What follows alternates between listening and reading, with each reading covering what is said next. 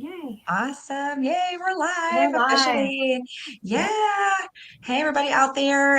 If you are joining us, we are going to be talking today, Melissa and I, about mortgage brokers, lenders, loan officers, who is what, and there's so many words out there. I don't know if you get this, Melissa, but I know like a lot of my clients are like, be a realtor, be a broker, but hmm but then there's mortgage brokers, but then there's And like there's there's so many terms that overlap. It gets like there's lenders, confusing for there's people. banks, there's yeah, and then if Yeah. you are dig even deeper, there's different kinds of lenders, direct, correspondent, bank, private Yeah. bank, retail bank. So I know. so many. There's so much. Well, for those of you joining us again, I am Jessica. I'm a realtor downtown Fredericksburg at Nest Realty, and I'm being joined by Melissa. Unless you want to introduce yourself and give a little who you are, where you're from. Absolutely. Melissa Okay. Okrasinski. I'm also downtown Fredericksburg on William Street, and I am a broker with CMS Mortgage. So, yep. I'll Awesome. get into That's my so background. It's inevitably going to get into my background when we touch on these subjects. So, Yeah, awesome. I'm excited. And so, for those of you shopping around, we're like our offices are not that far apart, so you guys can just hop yeah, from one to the other. Yeah, we can do a joint meeting at one of the locations and make it easily. really super easy for you when you're either looking to sell and buy a new house, buy, relocate here, all those things. So, well, we are so excited to be talking about this. I think this is a hot topic right now because with the rates changing and everything being so wishy-washy, everyone's out for a good deal. And Melissa, I was mentioning to you earlier, prime example, I have an amazing client and they got pre-qualified with a direct lender and then wanted to get more quotes. And so their idea of a mortgage broker was that person could shop like an infinite number of lending options.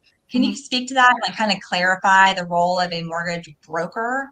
hmm So that's true and not true. So, do we have, as brokers, have access to any wholesale, any lender that's willing to broker a loan? So, any wholesale lender is available to my company. It doesn't Okay. mean that we can right at this moment, you know, take that loan application and place it with any particular lender. We have to Okay. go through a process to sign up with the lenders that we work with. My broker owner has to go through a process to sign up with those lenders. And we also want to make sure that we vet them out.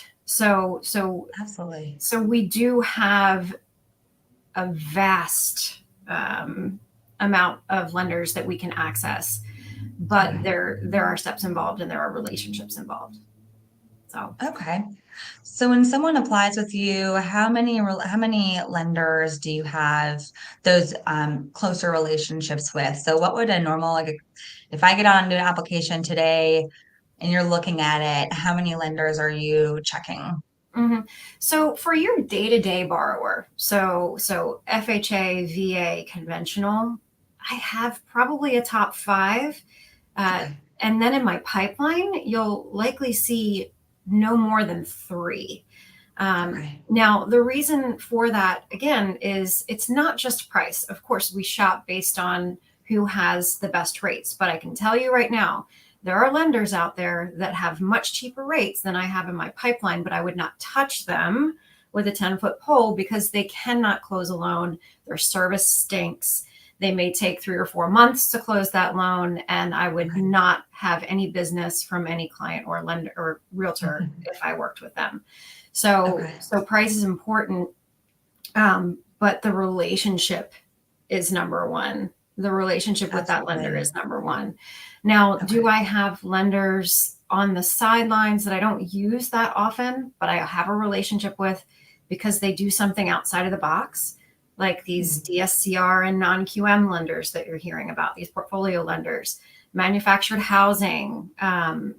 There's things that are outside of the box that you might use a lender that you don't typically work with. So, Okay. Yeah, mhm. that makes sense. And I think there's an important distinction because, like we mentioned at the beginning of the video, all of the terms floating around, like what for your average consumer, how would you describe to them when they are, on Google going, best rates for VA loan or something like that. And of course, all these things come up, and some are direct lenders, some are brokers. What would you say to someone? How can they tell the difference? And then can you explain? I know you just touched on what, as far as how many people you have, but just I think there's a lot of confusion over that direct lender versus broker situation. This is a really hard thing to say out loud in a numbers business. Okay. But don't shop based on a teaser rate on a computer screen or a mailer. Shop based on, ideally, you're interviewing people that were referred to you by someone, whether it be a real estate Yeah. agent, a friend. Please, I promise you, enough of your friends know enough of us. If you know one realtor, that realtor knows at least five of us. Yeah. And really shop those warm referrals. I really, really do not recommend shopping based on online quotes. 99.9% of the time, maybe even 100% of the time, you're not getting what's advertised on that screen. Teasers are out strong. They always have been, but they're out really Mhm. strong right now. And it's happens so often. Somebody will come to me and say, I have this rate quote, and they'll tell me, oh, well, it was on X lender's front page. I don't really have a quote. You have Oh, to, I highly recommend shopping based on a warm referral or a warm-ish referral versus a okay. mailer or anything you see on a computer screen. So Yeah, that makes a ton of sense because there's a relationship there. Like I know as a realtor, my advice to my clients is always to find someone local so you can walk into an office if they disappear on you, which if you have a warm referral, that person's not going to disappear, but you know, it's tough. that's a really, really, really good point, and something that I say all the time when people ask me, why should I use you and why shouldn't I go with this? I found this on loans.com or whatever. And I say, you know Yeah. what? Uh, I live in the same town as your real estate agent. Your real estate agent knows me personally and likely also knows where I live. And if I mess up, they will come and find me. So Yep. if I mess up, you can come and find me. Uh, Yep. these people, or I hate to say, sometimes bots behind a screen shooting out quotes, don't have to be held accountable. They don't have businesses. I work 100% based on referral. I have to follow through with what I say. I cannot Yeah. teaser quote you and hide somewhere behind a computer screen several states away. It really matters that you can actually find me if you need me. Yeah, absolutely. And I think it's so important too that people realize that a lot of the online, bigger box places are doing like precursory applications and throwing out these pre-qualifications. But someone like you're going in and saying, okay, I see you're relocating. I need your job offer letter, or I need your orders, or you're looking at those other extra pieces that could trip up a deal later down the road. You're Mhm. catching that stuff in advance because you're a human, you're invested, and like you said, like I don't know, I know we operate very similarly. That neither one of us wants to run into someone at the grocery store who's pissed at us because we screwed up Right. their house purchase, right? Like that would Absolutely. be like my worst nightmare. And those So, online lenders are in the business of pumping out quotes and applications. mhm, And they will more often than not quote something, just like you said. They haven't collected information yet. So they're giving you a quote based on something that is in thin air. And yes, yeah, I will, since my relationships are all based on referral, before I actually commit to a quote, I want to make sure it's something that you can close. And yeah. and I see this so often. It's incredibly dangerous. Yeah, and I think speaking from the realtor side, when I'm listing a property, an offer that comes across with a local like a local lender or broker's pre-qualification attached, I mean, will stand out in a pile of other ones that, Mhm, yeah, are on a 9 to 5 Monday through Friday, and I get an offer Saturday, and I can't call and confirm that pre-qualification. mhm. That could lose you a deal. So I think that's a piece of it too. I mean, I know we're not in the same market we were 2 years ago, but it's 2 months still, ago. yeah, 2 months ago, I know. And so many, I think, but that's even why we have to be even more cautious about who is on the other side of that pre-qualification letter. Yeah. Because we want to make sure the deal is going to close. We might not get a second or third chance. We might not have 10 backup offers. Well, So it's really important. yeah, and I would say as buyers, you can have it both ways. I just got dark. I promise it will light up again. Apparently, what I'm saying is kind of dark, but no. So you can have it both ways. So what I would also say to buyers and mortgage shoppers is give your local lender a chance. If you are really really concerned that what you're finding online is going to be better than what that local lender is going to be able to offer, get you have to do a full application to get a real quote. Let me say that again. Mhm. You have to do a full application, credit pull, full application before you get an actual lockable quote. If you want to make sure that your local lender is competitive, get that quote online. I'm not going to try and stop somebody from shopping me, but bring it back Yeah. to me and let me help you dissect it. Almost 100% of the time I can beat it. And a lot of times what we don't understand is that the consumer doesn't typically know what they're shopping. We do. Yep. And get that good gut feeling that the person that you're talking to is taking everything in your best interest. Number one. Yep.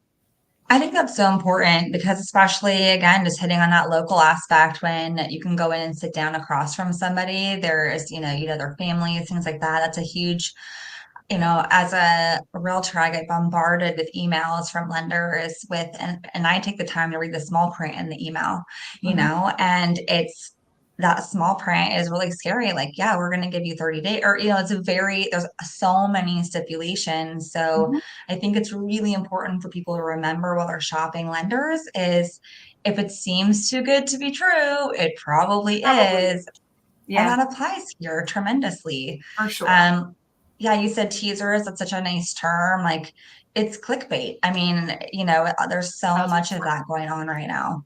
So much. And I just did a reel on Instagram this morning about like fear and uncertainty and how it can force us one of two places, right? Like fight or flight in a lot of cases. And Mhm. there's technically four F's, but like fight or flight are the ones we know, right?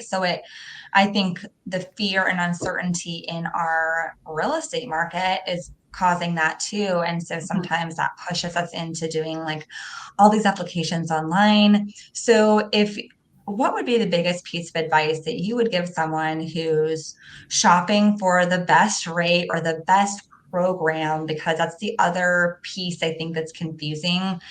It feels like every lender, every loan officer has different programs, and sometimes they're the same program but just called proprietary things. Mhm. Mhm. What would be the advice you would give to someone to wade through all of that? Secret. Yeah. Here's a secret. Okay. I am a broker, and I'll tell you why I love being a broker in a second. But for the majority of what buyers use, average buyers, and not just average, but for the majority of loans closed in this country, Mhm. there's no magic. We all have access to it. Now, there may Okay. be something that your small local bank won't have access to. There may be Okay. something that one direct lender may not have access to. But for the most part, we're all working in the same market. Conventional loans, government loans, even these outside of the box loans are not so outside of the box anymore. DSCR, your Okay. self employment stuff, your portfolio loan type of stuff. I'm seeing Yeah. not just me as that used to be stuff that only I as a broker was able to offer and not direct Hmm. lenders. Now you're seeing direct lenders having access to certain things that that even I do as a broker. Wow. Number one, and I know that this is kind of based on touchy feely stuff. For me, if I don't have access to something, I'm not going to try to sell you that. If I don't have access to the loan that's going to work best for you, have confidence that somebody actually knows that those things exist, that the loan officer that you're talking to has knowledge outside of the company that they're working with, right? Mm-hmm. Enough to say, hey, look, I have this program and you would qualify for it and you could use it to buy this house. But there's another one available that I don't sell, but I know someone that does. Are Right. you confident that the person that you're talking to has this fiduciary responsibility, meaning Right. your best financial interest at heart, to say, you know what, I can't close this loan for you, but I know someone that can. Yeah. That's Um, huge.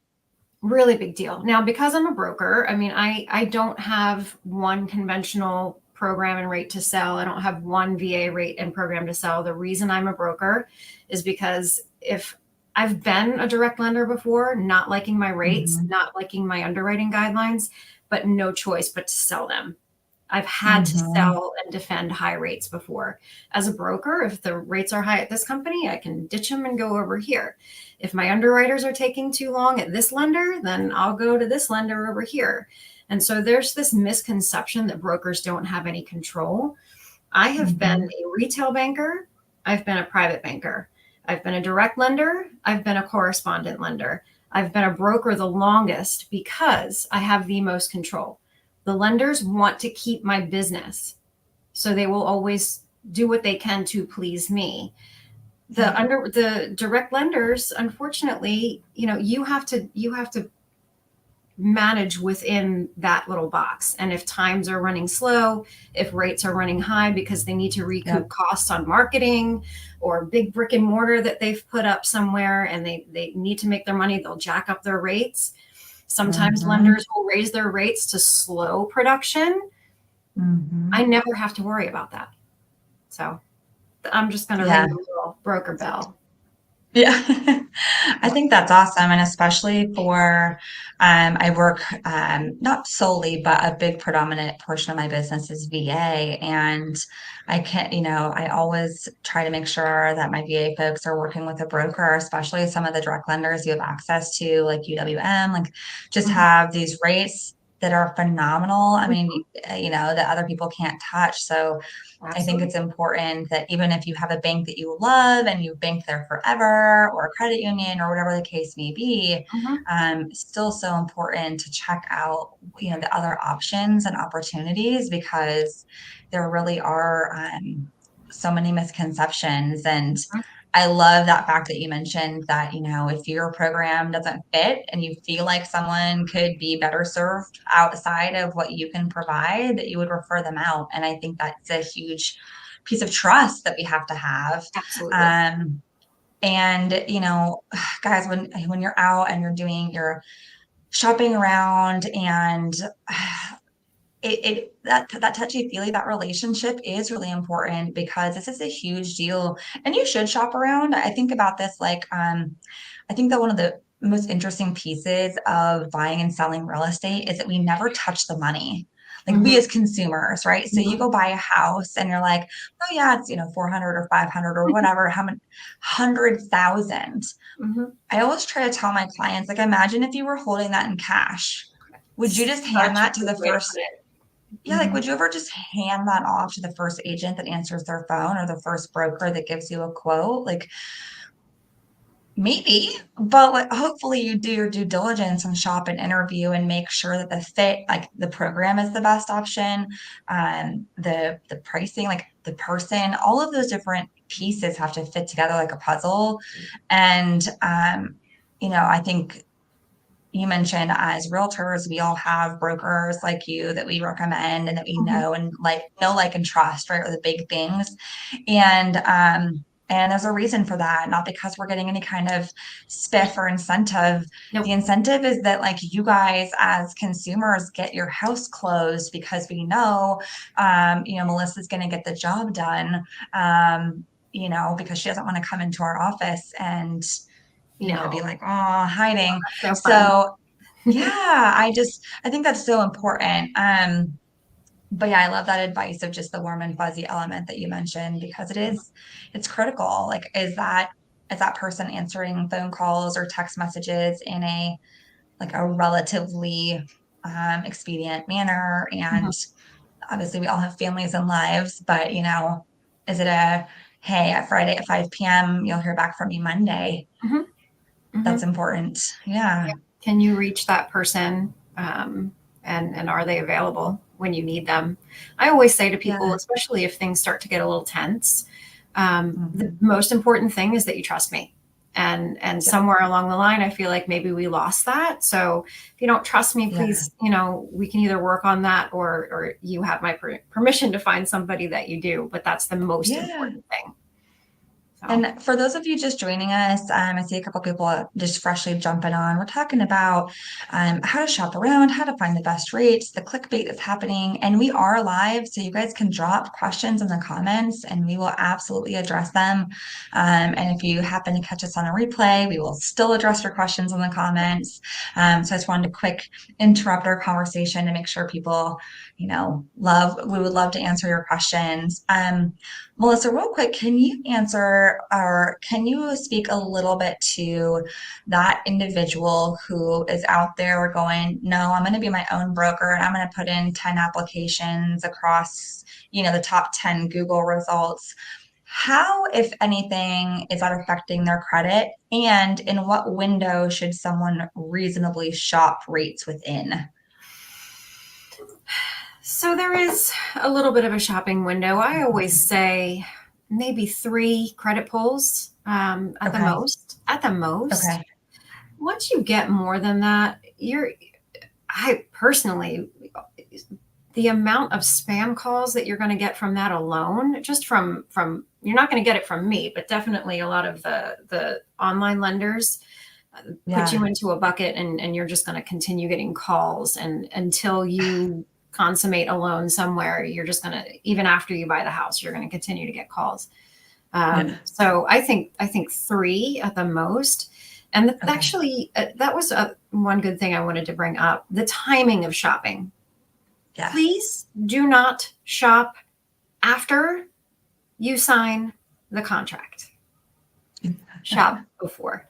I know that there are times when that don't allow for that to happen, but you've been thinking about buying a house a little longer than a couple of hours, right? And so if you Exactly. have it in your head that you do want to shop around a little bit, um, take the time before you're under contract to compare rates. You can mock up a scenario and get Mhm. every lender. If you put in an application, they have to give you a quote. So Yeah. even if it's just a transaction summary, it's not going to be an official loan estimate until you have a property. But Okay. if you can't get an itemized transaction summary, itemized transaction summary from a lender, be afraid. I Okay. itemize everything. Now, the majority of closing costs I don't control, but you want to be able to see not just the rate, but the origination and discount points, if any. That Okay. mortgage insurance is somewhat controlled by the lender that we choose. So if those Okay. things aren't itemized and it's all lumped in and you can't tell what those differences are, don't use that lender if they refuse not to give that to you. And please, we once we're under contract, we have a specific amount of time that we need to get disclosures out, that we want Right. to make sure that we are fulfilling the requirements of the contract. And when you take another 2 or 3 days after you're under contract to shop a lender, that puts you at risk, the buyer, contractually, Yeah. at not fulfilling your commitments to that contract. So there are ways that you can say, okay, for this is my target purchase price with this amount of money down. Shop the lender before you even think about making an offer. That way, once you're under Yeah. contract, you're worried about the right things. Your Abs- contingencies, your home inspection, all of that stuff. Be done with shopping the lender. Your realtor will thank you. yeah, absolutely. That's something huge we talk about, especially because it also delays things like ordering the appraisal and the Absolutely. appraisers have a certain amount of timeline and then it can affect your settlement. I mean, there's just it affects literally so many pieces. And Mhm. like a quick story, I have been really blessed that most of my clients have always gone with a lender I know or is local, but I had one of the hardest deals I've ever had was because I had a lender in Texas, Mhm. and I could not get them on the phone. They would not respond. I can't even explain the amount of time I spent on the phone. We had two extensions on settlement. Luckily, the seller hung with us because they were at that point the property was vacant, so they were like, "Well, we're this far, we'll extend a week," you know. So the buyer was super lucky, Mhm. and it was actually right before we shut down. So I think the seller was like, "I don't know where we're going, so let's just ride this Let's out." go But hang it on. was Yeah. yeah, it was just the most stressful transaction unnecessarily, Mm-mm. you know, like because of this lack of communication and lack of direction to the buyer and what they needed to provide. It was such a poor experience for my client. But like really for all parties, for myself, for, for for the seller's agent. And it's such a challenge when that happens. And so, yeah, Yeah. it's just, you never know. Communication is huge. I mean, it sounds so simple and a Yeah. little a little silly, but communication and time are money, and that's what we don't think about is, these lenders that I don't use that are on my rate sheets because they might take 4 months to close a loan. 4 months Right. can cost money. That can cost extension costs for interest rates. Oh my gosh, we saw a lot of that when rates started to rise between March and now. If you had locked before rates went up and your lender couldn't close on time, who pays for those rate lock extensions? The buyer. The lender's not going to pay Yeah. for those, even if it's their Thousands. delay. I have Yep. seen so many big lenders just be slow due to maybe their Yeah. own internal processes and have to extend locks, and then they charge the borrower Yeah. for it Yep. when it wasn't their delay to begin with. I So, know. It is bananas. Well, I know we're about out of time. Melissa, do you have any closing, like anything we didn't cover that you really wanted to hit on today, or any last minute tips for those watching?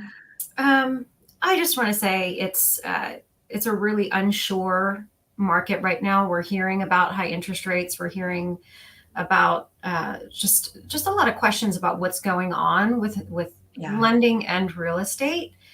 Talk Yep. to real human beings who work in it every day. And who are And I know that local. there's a lot. We're online right now talking about this. I get it. Like we're on TikTok, we're on Instagram, we're on Facebook. Get your Yeah. advice. Actually, pick up the phone and call someone that's in the business to get real information, uh, Yeah. and get yourself secure on what's going on. And I think I'm going to add like one tidbit to that is pick up the phone, call someone local because every market is experiencing something so drastic. So we watch the Absolutely. national news, and that doesn't necessarily apply to where you are living currently. So whether you're joining us today, like from the Fredericksburg area or from the other side of the country, like talk Mhm. to someone local. If you need help finding someone in your area, you can get a hold of me or Melissa. We can Mhm. find you someone in your area to talk to who we Yep. can vet for you and make sure that they're, going to take care of you first. But I think, yeah, that local aspect is important because we're really blessed in this area too, because even though we have felt, the shift, we do Mhm. have a lot of military and government that help everything stay a little bit more stable than some certain other areas. So That's for yeah, sure. the phone call. And unless you have to chime in, I'm not sure, but I know for me, I do buyer consults on Zoom, on the coffee shop, at your house, like wherever, just Very to make sure flexible. that you have all the information. Mhm. Yeah. And there's Information is knowledge. no wasted time. I hear a lot of people say to me all the time, especially after we have a conversation and maybe they're not buying right away. They'll say, "Well, like, how do I pay you? I feel really bad that I'm not." My answer to that every single time is I get paid per transaction, but Yeah. if I have information that is useful to you, that's going to help you make a better decision going forward, that's my Yeah. job. Whether I get paid for Yeah. that or not does not matter. It's fair and it evens out in the end, I promise you. But I would Yeah. not be doing right by everyone if I withheld information because I wasn't getting paid for it. That's not what I'm here for. So Yeah. That's awesome. Well, I appreciate you. Thank you so I much for appreciate joining me you. today. Absolutely. And again, guys, please drop your comments as you're watching or rewatching this. Make sure to drop them or reach out. Melissa's information is down below in the ticker there, so you can call or text. And then you can always reach out through whatever platform you're joining us from so that we can get all your answers, get all your questions answered, and make sure you're out there with the best information. So, Thank you, all right, Jen. Melissa. Well, yeah, we'll see you later. All right. Take care. Bye.